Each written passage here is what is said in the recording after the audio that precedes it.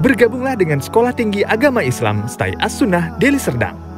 Saat ini membuka penerimaan mahasiswa-mahasiswi baru, program S1 PBA dan KPI, akreditasi B, dan program persiapan I'dad Lughah Bahasa selama 1 tahun. Didukung dengan suasana belajar yang kondusif, nyaman, kawasan laki-laki dan perempuan terpisah, fasilitas memadai, dibina oleh tenaga pengajar yang profesional dari dalam dan luar negeri. Dengan bahasa pengantar perkuliahan Bahasa Arab, memiliki kegiatan unggulan program hafalan 30 juz dan mutun ilmiah, dan seminar internasional bersama masyaikh dari Timur Tengah.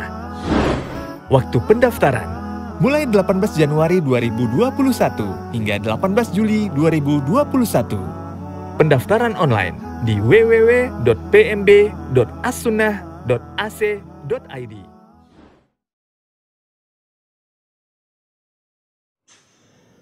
Demokrasi itu haram. Kenapa harus tunduk kepada pemimpin hasil demokrasi? Ketahuilah Bapak, Rasulullah SAW dalam beberapa hadis menyebutkan bahwa apabila siapapun yang jadi pemimpin, walaupun itu caranya tidak sesuai syariat, tetap harus ditaati. Saya berikan contoh. Rasulullah SAW bersabda, ya, usikum bitaqwallah wa sam'i wa ta'ah wa in ta'ammaru alaikum abdun habasyi mujadda'ul atraf. Aku wasiatkan kalian untuk mendengar dan taat walaupun pemimpin kalian itu hamba sahaya Ethiopia yang hidung dan telinganya buntung. Perhatikan Pak, walaupun dipimpin oleh hamba sahaya Ethiopia yang hidung dan telinganya, dalam pemilihan yang sifatnya pemilihan syar'i, hamba sahaya nggak mungkin jadi pemimpin. Semua ulama sepakat syarat pemimpin bukan hamba sahaya, harus merdeka. Para ulama menyebutkan syarat pemimpin harus sehat jasad, tidak boleh cacat. Ini cacat, sudah hamba sahaya cacat lagi. Maka kalau ada hamba sahaya jadi pemimpin, biasanya caranya tidak syar'i, tidak sesuai dengan apa? Syariat. Tapi Nabi mengatakan apa? Tetap dengar dan taat, walaupun ya seperti itu. Memberontak dalam Islam haram. Dalil-dalil tentang memberontak mutawatir haramnya. Tapi kalau ada yang memberontak kemudian berhasil jadi pemimpin, caranya salah tidak? Salah, tapi hasilnya diakui. Caranya haram, tapi hasilnya diakui. Demokrasi, ya kita memang itu bukan dari Islam, tapi karena ada orang terpilih jadi pemimpin, ya sudah, selama dia Muslim. Catatannya selama dia apa? Muslim dan sholat. Karena disebutkan dalam hadis Nabi SAW, ya apa kata Rasulullah? Nanti akan ada suatu pemimpin yang kalian melaknat mereka dan mereka melaknat kalian. Kemudian apa kata para sahabat? Ya Rasulullah, afala nunabidhuhum? Bolehkah kita lawan mereka dengan pedang? Kata Rasulullah, la ma aqamu fikumus shalah. Tidak, selama mereka mendirikan salat. Selama mereka mendirikan salat, mereka masih Muslim, tidak boleh, kata Rasulullah SAW. Satu, Rasulullah hanya mengecualikan selama masih sholat. Ya. Kalau misalnya qadarullah yang terpilih pemimpinnya non muslim, apakah kita harus memberontak? Kata para ulama, memberontak itu apabila malah menimbulkan mudarat yang lebih besar, haram. Boleh memberontak dengan syarat. Pertama, kekuatan kaum muslimin jauh lebih kuat daripada pemimpin kafir itu. Yang kedua, tidak terkucur darah kaum muslimin. Apabila tidak terpenuhi dua syarat ini, kata para ulama, tidak boleh memberontak. Lebih baik sabar saja. Nah itu Pak, memang kata sabar itu yang paling pahit Pak. Makanya Nabi bersabda, fa inna satakunu atharah. Nanti akan muncul pemimpin-pemimpin yang atharah. Apa itu atharah? Yang lebih mementingkan dirinya daripada rakyatnya.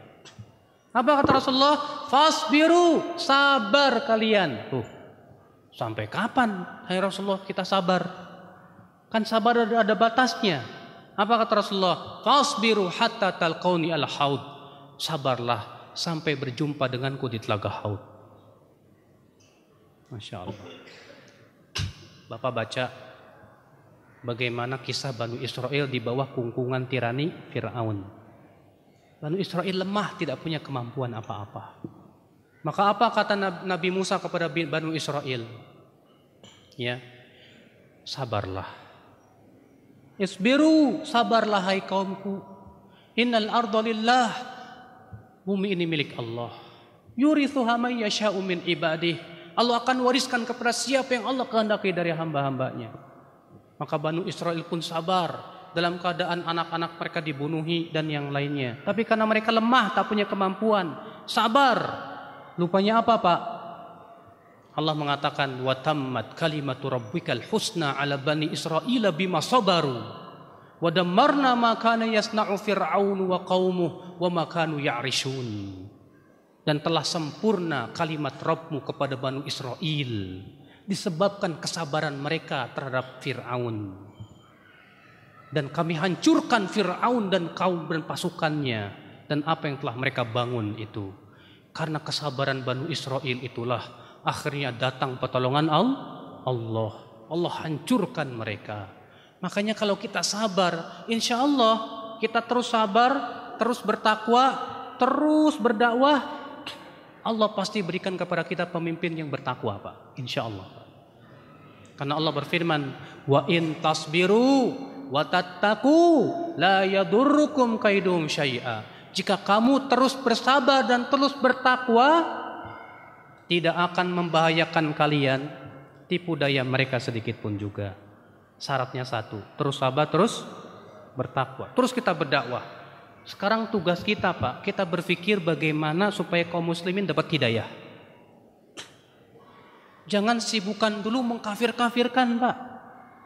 Kaum muslimin di negeri kita ini banyak ditimpa kebodohan tentang din.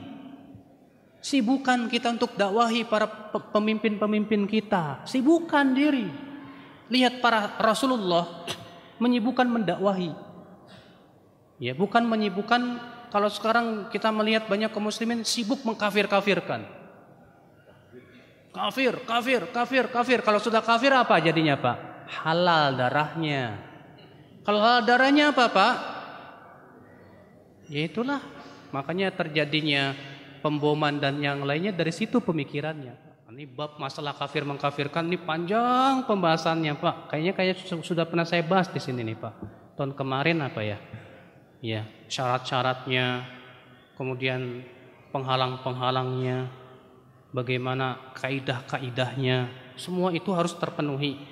Yang jelas Ahlus Sunnah bukanlah orang yang mudah mengkafirkan. Makanya hati-hati, Pak. Sekarang kita berusaha untuk dakwahi dulu deh manusia. Karena kan Al-Quran itu hudan, hidayah. Rasulullah pun rahmatan lil alamin. Tugas kita sekarang seperti Rasulullah, mendakwahi manusia. Masalah hasil di tangan Allah. Kalau Allah berfirman kepada Rasulnya, fa imma nuriyannaka ba'dal ladzi na'iduhum aw natawaffayannak fa ilaina marji'uhum. Bisa jadi hai Muhammad, kami akan realisasikan janji kami di saat engkau masih hidup, atau kami wafatkan dulu engkau, baru kami realisasikan janji kami. Jadi hasil itu bukan urusan kita. Yang penting kita sudah berdakwah sesuai dengan manhaj Nabi dan Rasul. Alhamdulillah. Kesalahan yang terbesar ketika kita tergesa-gesa.